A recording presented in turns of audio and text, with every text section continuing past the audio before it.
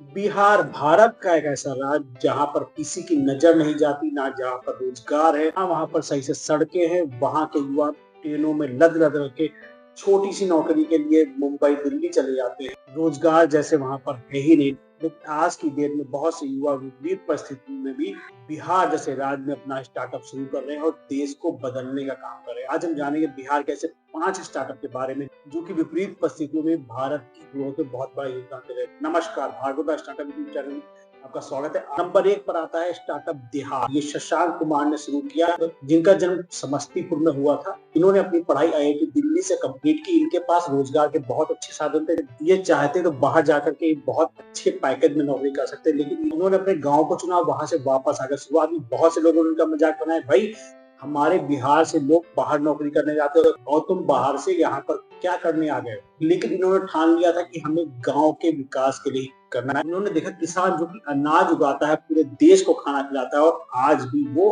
भूखा है। अच्छी पैदावार करने के बावजूद भी वो अच्छी आमदनी नहीं कर पा रहा। उन्होंने मनीष कुमार के साथ मिलकर के इस समस्या के समाधान पर काम किया, जाना क्या परेशानियां आती है और किस तरह से किसान की आय दुगनी नहीं हो पाती, और उन्होंने वादा किया किसानों से हम आपकी आय को दुगना कर देंगे। और इन्हें शुरुआत में तो ये लगा कि जब ये गांव में जाएंगे तो लोग किस्मत बदल देंगे, लोग का वेट ही कर रहे थे। लेकिन जब ये गांव में गए, इन्हें बड़ा आश्चर्य हुआ कि वहां के लोगों को इनकी जरूरत ही नहीं थी। लोग इनका मजाक बनाते, लोग कहते थे एक पढ़ा लिखा लड़का आया है जो कि हमें मोबाइल से खेती करना बताएगा। हमारे पूर्वज इतने सालों से खेती करते आए हैं, लेकिन ये हमें मोबाइल से खेती करना बताएगा। लेकिन इन्होंने हार नहीं मानी और शुरुआत में एक किसान को बहुत मुश्किल से अपने साथ जोड़ लिया। उसकी उन्होंने मिट्टी की जांच कराई, उसको क्या बोना है ये बताया, किस समय बोना है ये बताया, और कब और कितनी खाद डालनी है ये भी बताया। और लास्ट में जो फसल बन के तैयार हुई उसको उन्होंने मंडी में अच्छे भाव से बिकवा भी दिया।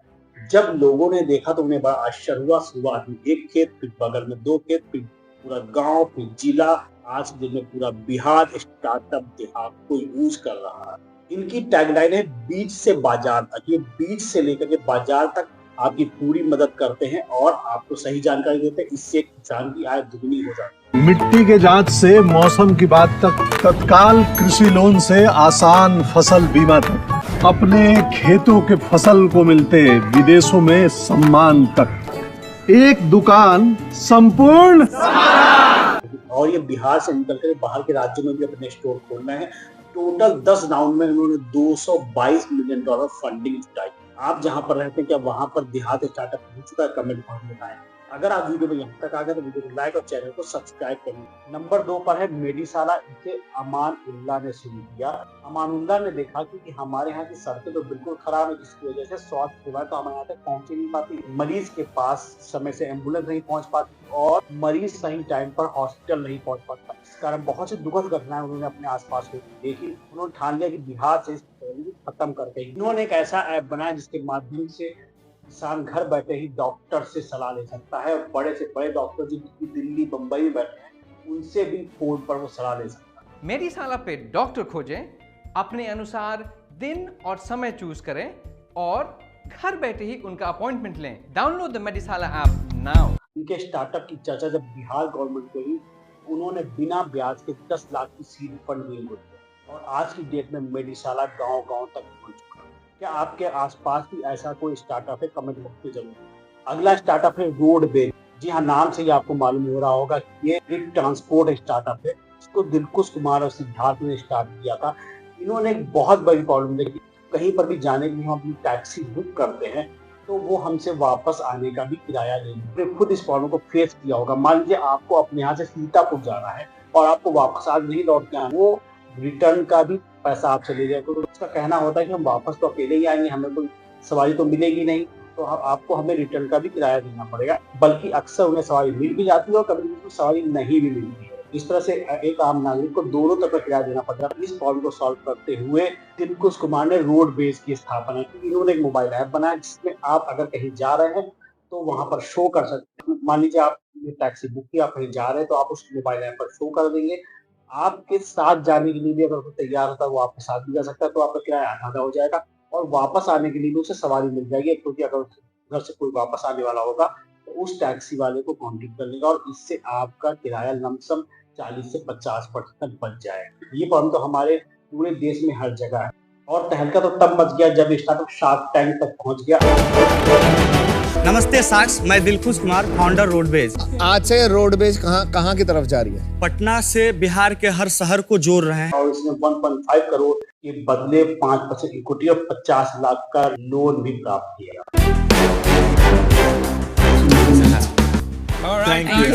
बिहार के नौजवानों को और प्रेरित करिए। Good job. अगला स्टार्टअप है हनुमान केयर। जैसा कि मैंने पहले ही बताया कि बिहार में सड़कें तो सही है ही नहीं, एम्बुलेंस सही टाइम पर आपके पास पहुंच नहीं पाती। इसी प्रॉब्लम को सॉल्व करने के लिए नीरज झा और संतोष जी ने हनुमान केयर की स्थापना की। ये एम्बुलेंस कहाँ मिल गया तुमको जी? अबे हनुमान ऐप से बुक किए। हर 4 पहिए वाली गाड़ी एम्बुलेंस नहीं होती। एम्बुलेंस का मतलब हनुमान। अभी डाउनलोड करें हनुमान ऐप या डायल करें हनुमान टोल फ्री नंबर पर। ये स्टार्टअप एम्बुलेंस सेवा प्रदान करता है। नीरज झा के पास पहले से बहुत से हॉस्पिटल का एक्सपीरियंस था और उन्होंने देखा था कि पेशेंट के पास तक सही टाइम पर मेडिकल सेवाएं नहीं पहुंच पाती। हनुमान केयर आपके पास सही टाइम पर एम्बुलेंस सेवाएं देता है। अगर आपको कोई भी टेस्ट कराना है तो वो भी आपके घर पर ही करा देता है और डॉक्टर को भी आपके घर तक पहुंचा देता है। अगला स्टार्टअप है झा जी स्टोर। ननद भाभी की जोड़ी जिन्होंने बिहार में तहलका मचा करके रख दी। दोनों की उम्र इसमें 50 के ऊपर है और अपने दृढ़ निश्चय के कारण ये शार्क टैंक तक पहुंच गए। नमस्कार सार्क। नमस्ते। हम ननद भाभी की अनोखी जोड़ी एक छोटे से क्षेत्र, छोटा सा शहर दरभंगा से आए हैं।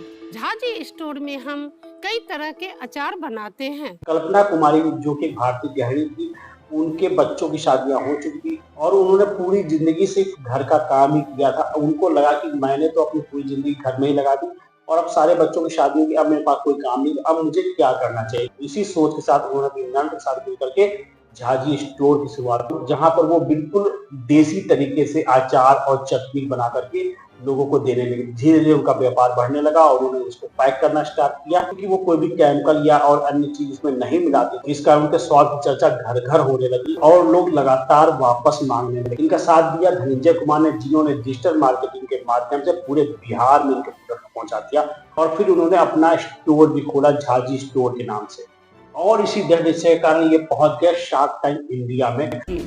और आप स्टार्ट कर पाए हैं बिहार की छोटी से जगह से निकल के इस मंच में आ पाए हैं। India is arriving. वहां पर इनको शुरुआत में फंडिंग तो नहीं मिली, लेकिन नन भाभी की जोड़ी को पूरे देश ने देखा और वहां से निकलने के बाद इनको बाहर से फंडिंग मिल गई। ये सब देखते हो शार्क टैंक के शार्क मजबूर हो गए और पहली बार ये हुआ कि शार्क टैंक इंडिया के शार्क शो से निकल करके किसी के घर जा करके उन्होंने फंडिंग की।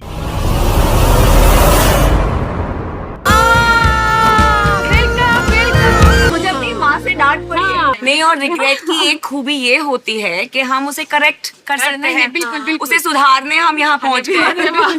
तो ये थे बिहार के स्टार्टअप जो कि बिहार में रहते हुए पूरे देश को बदलने का काम कर रहे हैं। आपके आसपास भी कोई ऐसा स्टार्टअप है तो कमेंट बॉक्स में बताएं। स्टार्टअप और बिजनेस की ऐसी जानकारी के लिए हमारे चैनल पर बने रहें। वीडियो को लाइक और चैनल को सब्सक्राइब करना मत भूलिएगा। धन्यवाद।